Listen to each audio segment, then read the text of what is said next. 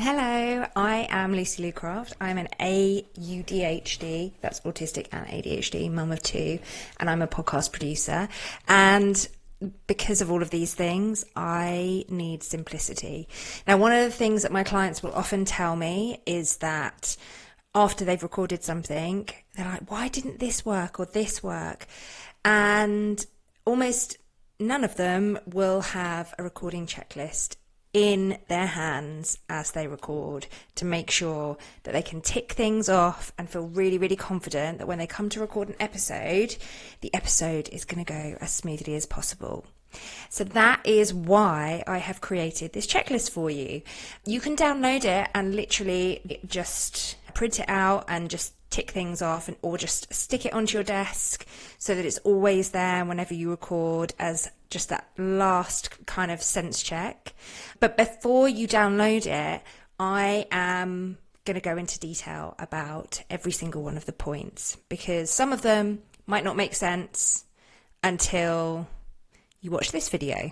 So here we go, let's begin. So the first thing is that you need to prepare your recording environment. So find your cozy corner, record in a room with soft furnishings, carpets, pillows, that kind of thing. We want a kind of less echoey bathroom and more cozy blanket fort. Number 2 is silence the world. Close the windows, close the doors, turn off fans, air conditioning. I can't imagine anyone having air conditioning in the UK, but anyway, any kind of buzzing appliances. I can't tell you the amount of recordings I've listened to where there's a background noise of the computer fan just being really, really loud. Put your phone on silent and out of sight, ideally. Use an external mic. So your laptop's built-in microphone is not your friend.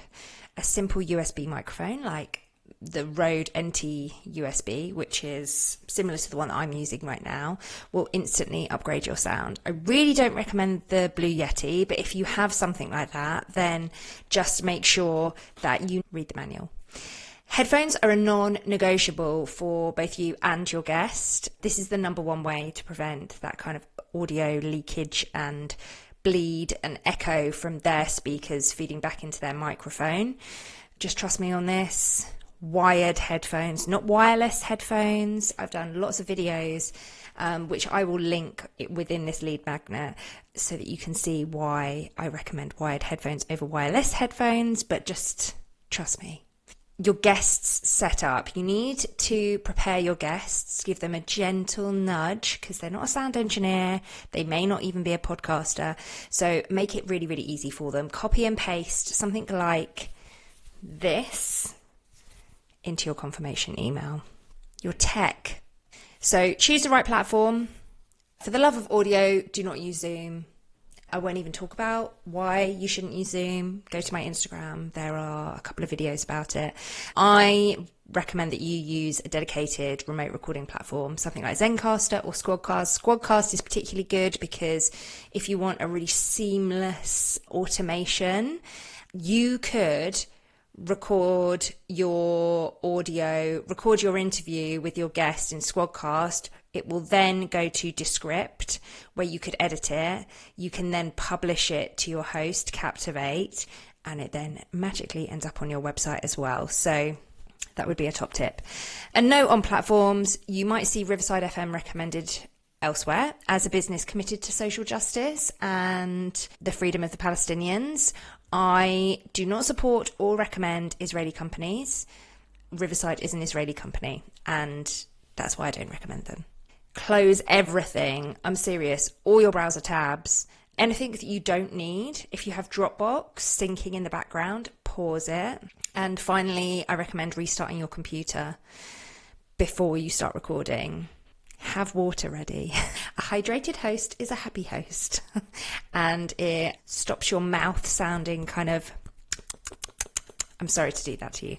Okay, part 2, the action. So this is the during the recording bit. So you've prepped, you can relax and enjoy the conversation. So just remember a couple of things. Mind your mic technique.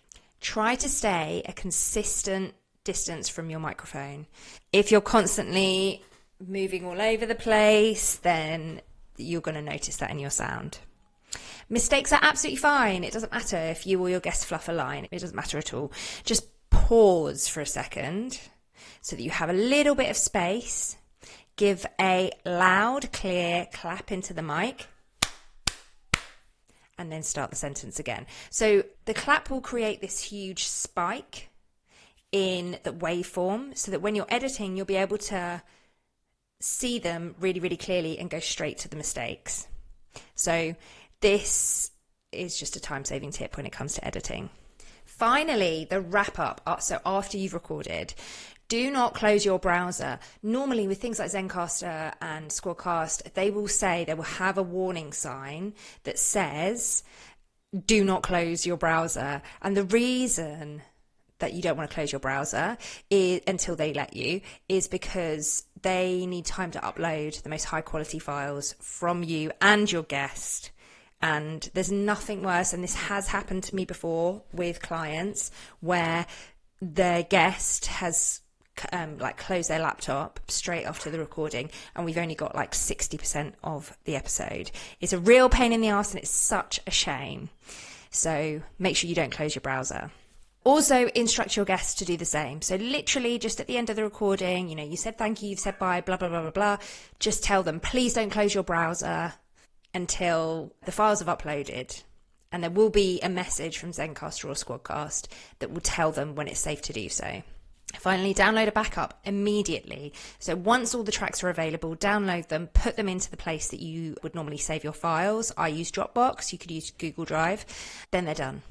Okay, so hopefully you're feeling more confident. This checklist handled the recording, but if the thought of editing fills you with fear, editing the files, weaving in music, writing show notes, publishing it all, if it feels like a mountain of faff you don't have time for, this is where I come in. I am a podcast producer with almost a decade's experience. So if you have the budget, you can hire me to do everything for you. If you don't have the budget, but you do want the support of a podcast producer, then I really recommend you signing up for the podcast sessions, which is my new monthly membership hosted on the Portal Collective, and perhaps even sign up to my email list because I give lots of free tips. There we have it. So download your checklist and enjoy podcasting.